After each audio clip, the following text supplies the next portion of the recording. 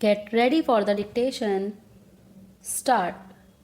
Madam Chairman, I am glad that we are having a debate on the European Common Market. I wish that it had taken place earlier.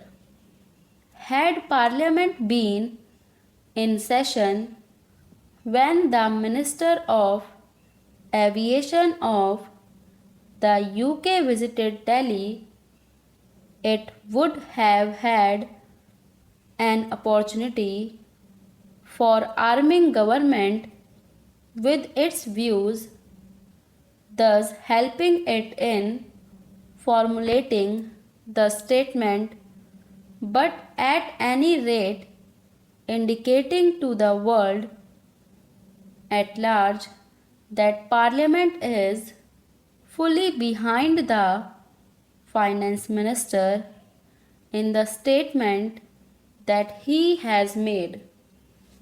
The statement that has been made by the Finance Minister is admirable both in content and in tone.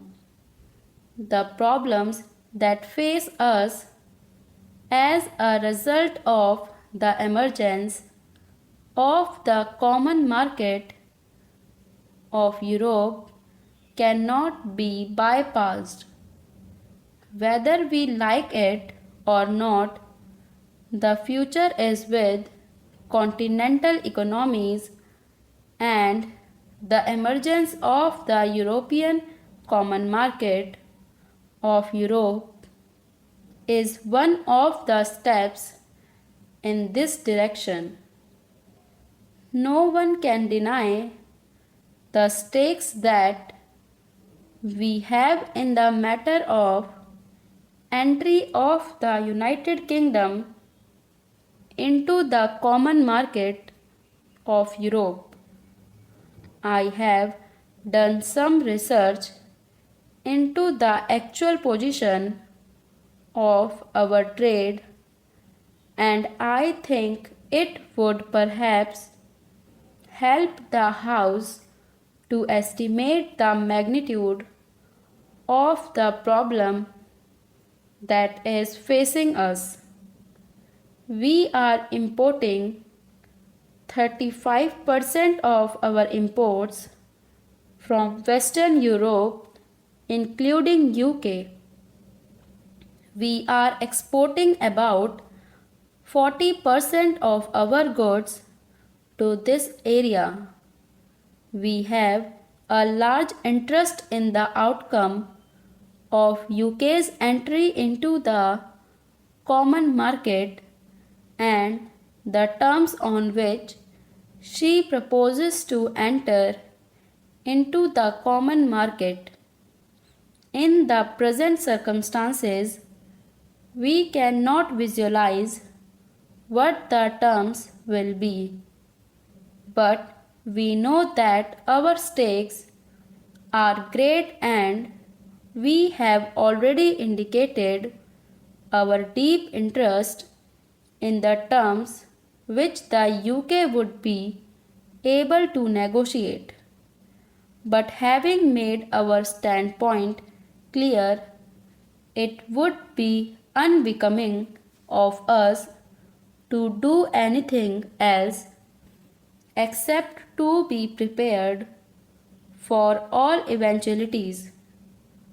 I want the House to realize that while undoubtedly this is a great challenge, we ought to be prepared and not content ourselves with giving expression to certain views which might give the impression to the outside world that we are in a state of panic. To suggest, for instance, that the pattern of our trade should be changed overnight is not realistic. A change over its trade is no solution. My honorable friend Sri Krishna Reddy pointed out that our balance of payments was most unfavorable with Germany. I know that it has been unfavorable, and while partly this is due to Germany imposing very high tariffs, let us realize that we have had to depend for aid and capital from the developed countries, notably Germany, and as such our balance of payments is bound to be unfavorable. It has been recommended by my friend that we ought to think of the pattern of trade being changed so that the Eastern European countries might be our main customers. Before us, the advantages of rupee credit and rupee payments are dangled. I only want to sound a note of caution. While it is true that from the point of view of our immediate difficulties, rupee payments offer a solution in the sense of imports not being a current draft on our foreign exchange resources. We ought not to suffer from the delusion that we are getting something for nothing, nor can we think that these rupee payments which are made may not work to our disadvantage. I do not propose to go into this question today, since the issues that merit consideration are different.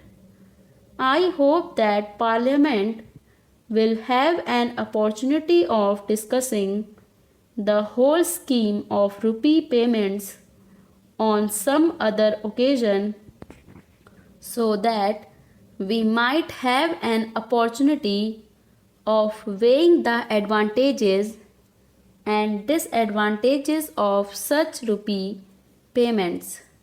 No one for a moment objects to diversified pattern of trade, a structure of trade which is not dependent on any particular grouping of nations.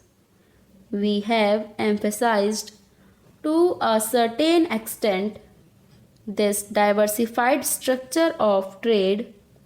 Probably in the future, we have to emphasize it even more. But what is the position today? As it is, the terms which can be arranged for UK's entry into the common market are not dependent on that country alone. They are dependent on others as well. This is the position which we face. We should now find out how best we can line with this situation. There is one thing which has to be affirmed on this occasion. I hope Parliament will affirm it, because there is a danger of our overlooking it.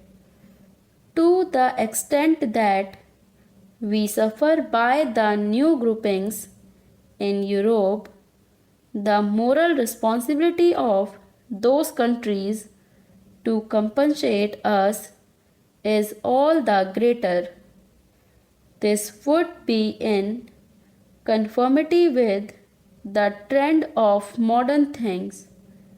In a modern welfare state, If an individual derives a benefit and others suffer injury, there is a principle of compensation or reparation that comes into operation in such a case.